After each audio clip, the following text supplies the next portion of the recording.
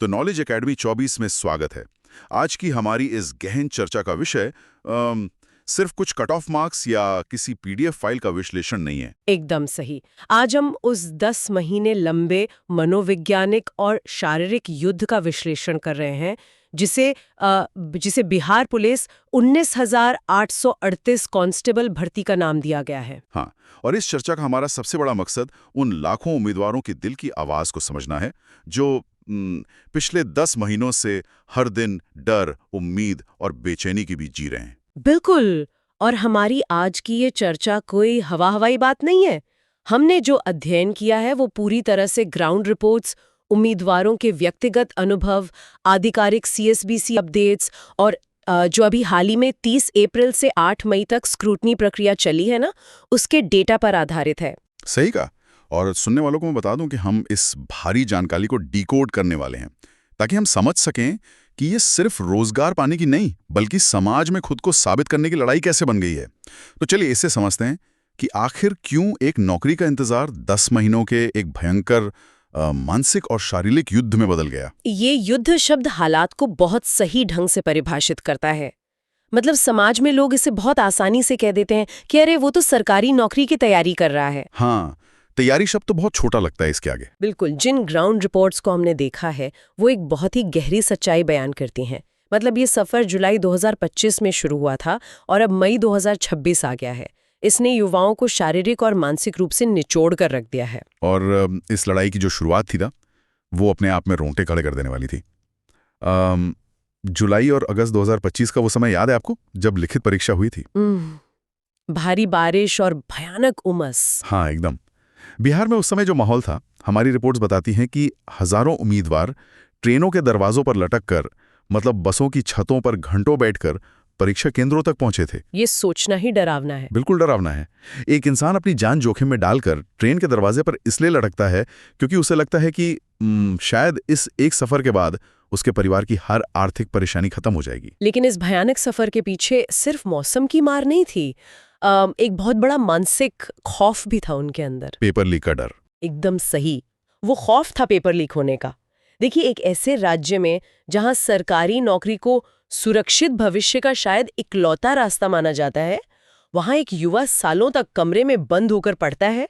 हाँ, और फिर बारिश में भीगते हुए परीक्षा देने जाता है। और उसके दिमाग में लगातार यही चलता रहता है कि कहीं मेरी ये महीनों की मेहनत किसी और की बेईमानी की वजह से पानी में ना मिल जाए। मतलब ये डर कि परीक्षा रद्द हो जाएगी या सिस्टम की किसी खामी से पेपर लीक हो जाएगा, ये अंदर ही अंदर खाता रहता है। बिल्कुल।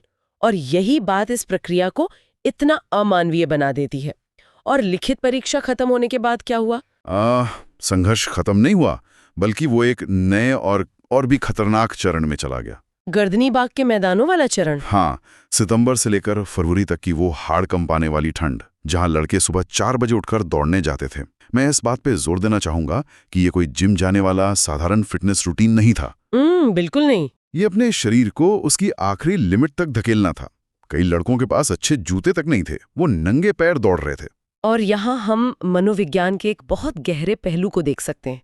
मतलब शारीरिक थकावट को तो शरीर एक बार के लिए बर्दाश्त कर भी लेता है, लेकिन जब इसके साथ सामाजिक दबाव जुड़ जाता है ना, तो ये प्रताड़ना बन जाती है। बिल्कुल। वो बेरोजगार का ठप्पा। हाँ, वो सुबह 4 बजे इसलिए नहीं दौड़ रहा कि उसे दौड़ना बहुत पसंद है।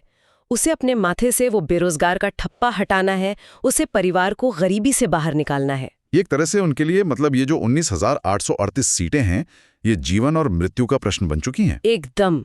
और यहीं पर आकर ये पूरी प्रक्रिया एक बहुत ही दिलचस्प लेकिन डरावने गणित में बदल जाती है। हाँ, गणित। मार्च 2026 में जब पीईटी यानी फिजिकल एफिशिएंसी टेस्ट हुआ तो आंकड़े सच में डराने वाले थे। लगभग 79,932 उम्मीदवार पीईटी में शामिल हुए थे। और सीटें कितनी हैं? सिर्फ 19,838। मतलब शुरुआत में तो ये गणित ऐसा लग रहा था कि हर 4 में से 3 उम्मीदवारों का सपना टूटना बिल्कुल तय है। हाँ, ये सोचना ही कितना भयावह है कि आप दौड़ रहे हैं और आपके आसपास जो 3 लोग दौड़ रहे हैं वो खाली हाथ घर लौटने वाले हैं। बिल्कुल। ये एक ऐसी मैराथन है जहां फिनिश लाइन बार बार आगे खिसकती जा रही है। लेकिन हमारी नई ग्राउंड रिपोर्ट में एक बड़ा अपडेट भी तो है। हाँ, और ये बहुत महत्वपूर्ण डेटा है। हालिया रिपोर्ट से ये साफ हुआ है कि पीईटी में जो लगभग 80,000 लोग शामिल हुए थे ना, उनमें से केवल 47,000 ही इस शारीरिक परीक्षा को पास कर पाए हैं। एक मिनट, सिर्फ 47,000? हाँ, केवल 47,000। अरे वाह, ये तो एक बहुत बड़ा बदलाव है। इसका मतलब है कि अब मुकाबला 80,000 से गिरकर 47,000 लोगों के बीच आ गया है। बिल्कुल, और यही इस गणित का सबसे अहम हिस्सा है। अब 19,000 सीटों के लिए 47,000 उम्मीदवारों के बीच सीधी टक्कर है।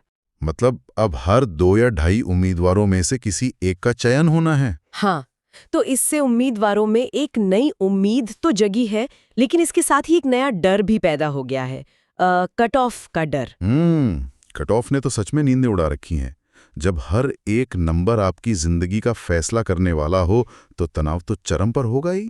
हमारे पास जो आंकड़े हैं वो बताते हैं कि जनरल कैटेगरी में 72 से 76 के ऊपर के अंक और आरक्षित वर्गों में 64 से 68 के ऊपर के अंक सेफ माने जा रहे हैं। और इसका असर देखिए, जिसके 72 अंक आए हैं वो 76 वालों को देखकर डर रहा है। हाँ, और 76 वाला इस चिंता में है कि यार कहीं कट ऑफ 80 तक ना चला जाए। हर कोई एक दूसरे से पूछ रहा है, भाई तुम्हारा स्कोर क्या है? और ये तुलना उन्हें और भी परेशान कर रही है, क्योंकि यहाँ एक ही नंबर पर सैकड़ों लोगों का भविष्य टिका है। तो यहाँ मैं आपसे एक सवाल पूछना चाहूंगा जो मुझे सच में बहुत हैरान करता है। पूछिए। क्या लिखित परीक्षा के अंकों का फाइनल मेरिट में सच में कोई मोल नहीं है? मतलब क्या सब कुछ सिर्फ दौड़, गोला फेंक और हाई जंप के उन 100 अंकों पर टिका है? हाँ, ये एक बहुत जायज सवाल है जो अक्सर पूछा जाता है। और यहाँ जो बात सबसे हैरान करने वाली है वो यही है कि अंतिम चयन केवल पीईटी के 100 अंकों पर निर्भर है। लेकिन ऐसा क्यों? मतलब लिखित परीक्षा की कोई वैल्यू ही नहीं? इसके पीछे विभाग का एक तर्क है। देखिए, एक कांस्टेबल की नौकरी किसी दफ्तर में बैठकर कंप्यूटर चलाने की नहीं होती। हाँ, वो तो है, फील्ड जॉब है। बिल्कुल, उन्हें अपराधियों का पीछा करना होता है, दंगे की स्थिति में घंटों खड़े रहना होता है। इसलिए लिखित परीक्षा सिर्फ एक क्वालिफाइंग चरण है, ये देखने के लिए कि बेसिक नॉलेज है या नहीं। असली परीक्षा ग्राउंड पर होती है। यानी सब कुछ उन 100 अंकों के पीईटी पर, जिसे दौड़ के 50, गोला फेंक के 25 और हाई जंप के 25 अंकों में बांटा गया है। एकदम। और इसीलिए प्रतियोगिता इतनी तनावपूर्ण हो गई है। मतलब लिखित में अगर आपका एक सवाल गलत हुआ तो आप दूसरे में कवर कर सकते हैं। हाँ, वहाँ चांस मिलता है। लेकिन दौड़ते समय अगर आपका पैर फिसल गया या बोला 1 सेकंड पहले छूट गया तो बस 1 सेकंड की देरी आपको 50 अंक से सीधे 40 अंक पर ला गिराती है। बाप रे, और सालों की मेहनत वहीं खत्म। बिल्कुल, सीधा बाहर का रास्ता। और शारीरिक दर्द तो चलो किसी तरह बर्दाश्त हो गया, लेकिन असली मानसिक प्रताड़ना तो तब शुरू हुई जब कागजों ने उम्मीदवारों की नींद उड़ा दी। आप स्क्रूटनी प्रक्रिया की बात कर रहे हैं? हाँ, दस्तावेजों की जांच। 30 अप्रैल से 8 मई 2026 तक पटना में जो स्क्रूटनी चली, उसमें कुल 1,749 उम्मीदवारों को बुलाया गया था। ये एक नई उलझन थी उनके लिए। बिल्कुल, मतलब शारीरिक परीक्षा के भयानक दबाव से अभी निकले ही थे कि इस नई कागजी कार्रवाई में धकेल दिए गए। ये बिल्कुल वैसा ही है जैसे आप ओलंपिक की दौड़ जीत चुके हैं, पोडियम पर खड़े हैं, लेकिन मेडल पहनाने से ठीक पहले जज आपके जूतों के फीतों की जांच करने बैठ जाएं। ये तुलना बहुत सटीक है।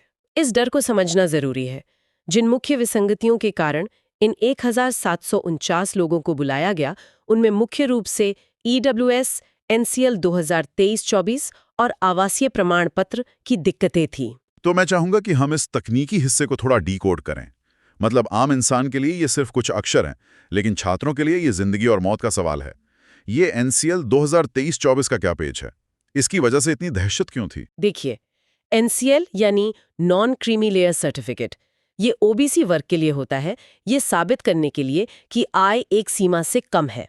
और ईडब्ल्यूएस आर्थिक रूप से कमजोर वर्ग के लिए होता है। हाँ, वो तो बेसिक है। लेकिन पेंच ये है कि सरकार मांगती है कि जिस वित्तीय वर्ष में भर्ती निकली, ठीक उसी साल का सर्टिफिकेट होना चाहिए। अच्छा, मतलब अगर किसी के पास 2022-23 का है तो वो पूरी तरह से अमान्य हो जाएगा। सिर्फ 1 साल के अंतर के कारण उम्मीदवार सीधा आरक्षित वर्ग से जनरल कैटेगरी में चला जाएगा। बाप रे, जहां कंपटीशन पहले से ही इतना भयंकर है। और हमारी रिपोर्ट ये भी बताती है कि माता पिता के नाम में छोटी मोटी स्पेलिंग मिस्टेक ने भी नींदें उड़ा दी थी। हाँ, जैसे नाम में एक ए या ई का फर्क, सिस्टम के लिए वो तकनीकी रूप से 2 अलग इंसान हो सकते हैं। एक ईमानदार उम्मीदवार के लिए तो ये किसी बुरे सपने से कम नहीं है। बिल्कुल। लेकिन यहाँ मैं इस डर को थोड़ा शांत करना चाहूंगी। उम्मीदवारों को ये समझना होगा कि स्क्रूटनी का मतलब आपको बाहर निकालना नहीं होता। तो क्या होता है? इसका मतलब सिर्फ रिकॉर्ड व्यवस्थित करना है। बोर्ड हर उम्मीदवार को अपनी गलती सुधारने का मौका देता है। और सबसे महत्वपूर्ण बात जो हमारी स्रोत सामग्री से निकल कर आई वो ये कि अगर किसी का नाम उन 1749 लोगों की लिस्ट में नहीं था तो ये एक बहुत ही सकारात्मक संकेत है। एकदम सही। अगर आपका नाम उस लिस्ट में नहीं था तो इसका मतलब है कि बोर्ड की प्रारंभिक जांच में आपके सारे दस्तावेज बिल्कुल सही पाए गए हैं। अरे वाह, मतलब उन्हें अब अपने कागजातों को लेकर कोई चिंता करने की जरूरत नहीं है। बिल्कुल नहीं, ये उनके लिए एक बहुत बड़ी राहत की खबर है। ये जानकारी निश्चित रूप से सुनने वालों को थोड़ा सुकून देगी, लेकिन ये राहत बहुत छोटी है। अब जब 8 मई को स्क्रूटनी बंद हो गई, फाइलें बंद हो गई, दौड़ना बंद हो गया, तो अब आगे क्या? हाँ, यही सवाल है। ये जो खाली समय आ गया है ना, ये उम्मीदवारों को अंदर ही अंदर खा रहा है। अगले 20-30 दिन तो सजा की तरह हैं। देखिए, इन अगले 20-30 दिनों में बोर्ड अब कोई नया फिजिकल या परीक्षा नहीं लेगा। तो पर्दे के पीछे क्या चल रहा है? सिर्फ डेटा का मिलान, category wise data checking, PET marks की प्रोसेसिंग और रिजर्व लिस्ट तैयार करने का काम चल रहा है। तो ये जो फाइनल मेरिट लिस्ट है, ये कब तक आने की संभावना है? जो वर्तमान स्थिति है उसके अनुसार ये मेरिट लिस्ट मई 2026 के अंतिम सप्ताह या फिर जून की शुरुआत तक आ सकती है। और हाँ, आधिकारिक अपडेट सिर्फ CSBC वेबसाइट पर ही आएगा। यही वो इंतजार है जो सबसे ज्यादा पीड़ादायक होता है। अगर मैं उम्मीदवारों की बात करूं तो हमें पता है कि रात को सोने से पहले मोबाइल में बार-बार रिजल्ट सर्च करना कैसा लगता है। सर्वाइवल मोड में है वो लोग। एकदम सर्वाइवल मोड। मोबाइल की हर एक नोटिफिकेशन, हर एक बीप पर दिल जोर से धड़कता है। घर वालों का वो बार-बार पूछना कि अरे कुछ अपडेट आया क्या? और खुद को मजबूत दिखाना, ये बहुत थका देने वाला है। बिल्कुल। और दिलचस्प बात यह है कि इस भारी तनाव के बीच बिहार पुलिस में जो नई 22,771 पदों की भर्ती की चर्चाएं शुरू हो गई हैं। ये हिस्सा मुझे सबसे ज्यादा हैरान करता है। मतलब अगर हम अर्थशास्त्र या सामान्य तर्क के हिसाब से सोचें तो नई नौकरियों की खबर तो एक बेहतरीन बैकअप प्लान है ना। बिल्कुल होनी चाहिए। ये तो खुशी की बात होनी चाहिए कि अगर इस 19,000 वाली भर्ती में नहीं हुआ तो 22,000 पदों का एक और मौका सामने खड़ा है। लेकिन हमारे स्रोत बताते हैं कि ये खबर इन अभ्यर्थियों को खुशी से ज्यादा खौफ दे रही है। मतलब एक नई उम्मीद से डर कैसे लग सकता है किसी को? देखिए, इसे मनोविज्ञान में संक कॉस्ट फैलेसी कहते हैं। हालांकि यहाँ जो भावनाएं हैं वो उससे भी कहीं ज्यादा गहरी हैं। वो कैसे? अभ्यर्थी इस बात से नहीं डर रहे कि नई नौकरियां क्यों आ रही हैं। वो इसलिए डर रहे हैं क्योंकि वो उस पूरी प्रक्रिया की कल्पना भी दोबारा नहीं करना चाहते। उनके मन में लगातार दो ही बातें चल रही हैं। पहली ये कि अगर इस बार चयन हो गया तो जिंदगी रातों रात बदल जाएगी। हाँ, और दूसरी ये कि अगर नहीं हुआ तो फिर से शून्य से शुरुआत करनी पड़ेगी, और वो शून्य सबसे भयानक है। मतलब शून्य यानी फिर से वही सुबह 4 बजे उठना, फिर से वही पैरों के छाले, वही पेपर लीक का डर और वही अंतहीन इंतजार। बिल्कुल।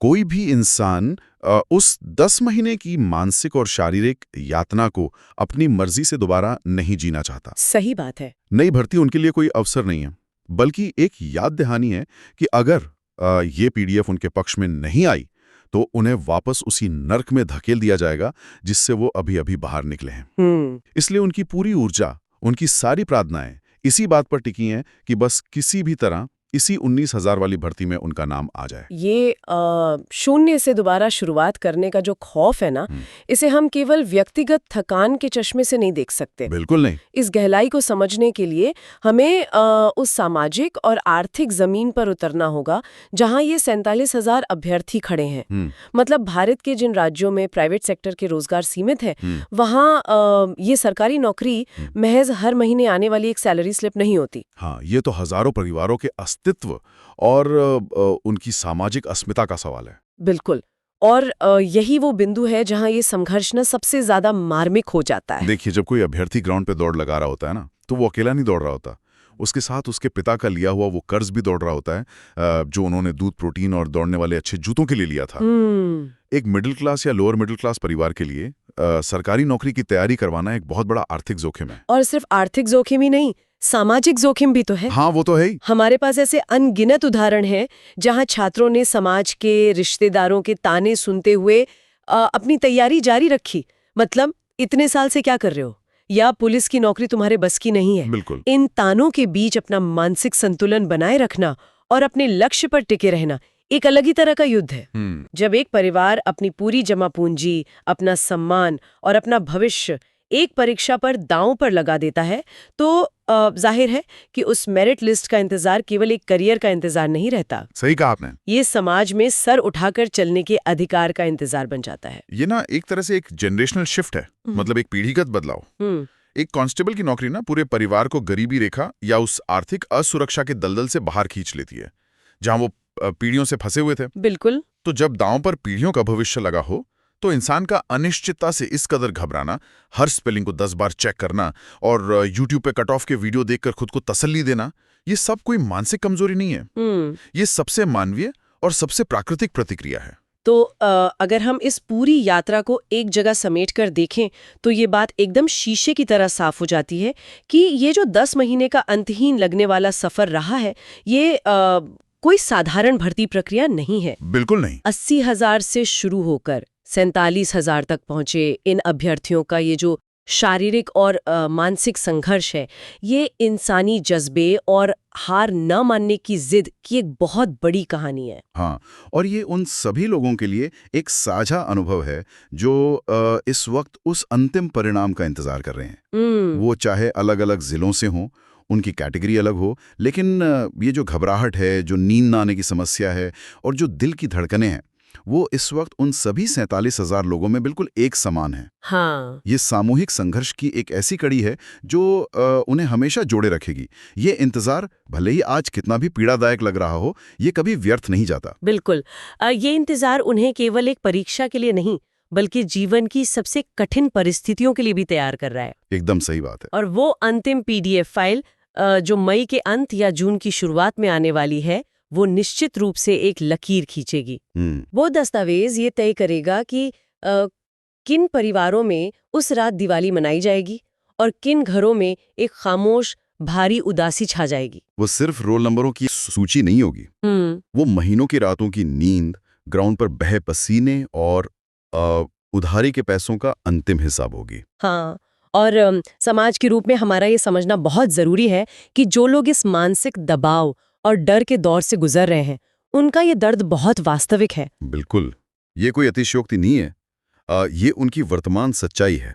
तो अंत में इस पूरी प्रक्रिया को देखने के बाद ना मेरे दिमाग में एक बहुत ही गहरा सवाल उठता है, जिस पर हम सबको विचार करने की जरूरत है। क्या सवाल है वो? जब किसी देश का युवा, जिसके पास ऊर्जा और रचनात्मकता का सबसे बड़ा भंडार है, वो अपने जीवन के सबसे बेहतरीन साल केवल एक मेरिट लिस्ट के इंतजार में इतनी भयानक अनिश्चितता और मानसिक घुटन के बीच गुजार देता है, तो इसका उस पूरी पीढ़ी की मनोवैज्ञानिक स्थिति पर भविष्य में क्या असर पड़ता है? बहुत गहरा सवाल है। क्या महीनों तक चला ये भारी तनाव और दर्दनाक इंतजार उन्हें केवल एक मजबूत, अनुशासन प्रिय और विपरीत परिस्थितियों से लड़ने वाला पुलिसकर्मी बनाता है? या फिर सर्वाइवल मोड में रहने की ये आदत उनके अंदर की कोमलता, उनकी रचनात्मक क्षमता और उनके सोचने के तरीके को हमेशा के लिए बदल देती है? ये वाकई सोचने वाली बात है। हाँ, ये एक ऐसा सवाल है जो उस PDF फाइल के आने के बाद भी एक लंबे समय तक हमारे समाज के सामने खड़ा रहेगा। तो आज के इस डीप डाइव में जुड़ने के लिए बहुत बहुत शुक्रिया। शुक्रिया।